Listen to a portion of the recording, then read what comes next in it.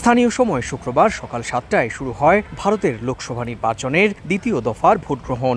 সকাল থেকেই দীর্ঘ লাইন ছিল ভোটারদের। তীব্র তাপপ্রবাহ উপেক্ষা করেই ভোট কেন্দ্রে আসতে থাকেন ভোটাররা। পশ্চিমবঙ্গের 3টি আসন দার্জিলিং, রায়গঞ্জ ও বালুরঘাটেও ভোটারের উপস্থিতি চোখে পড়ার মতো। আমি মনে করি গণতন্ত্রের উৎসব আছে, সেই জন্য পরিবারের সাথেই এই উৎসবটা।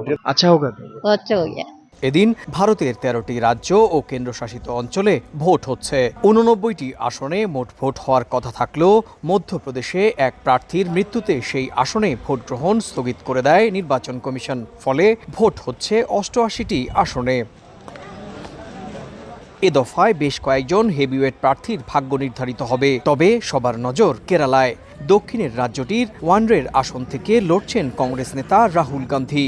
তার প্রতিদ্বন্দ্বী বাম দলের প্রার্থী। গত বছরও এই আসনে বিশাল ব্যবধানে জয়লাভ করেন রাহুল।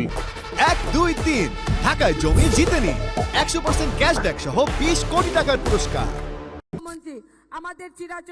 এদিকে দ্বিতীয় দফার ভোট চলার দিনই তৃতীয় দফার নির্বাচনী প্রচারণায় ব্যস্ত সময় পার করছেন বিজেপি ও কংগ্রেসের শীর্ষ নেতৃত্ব।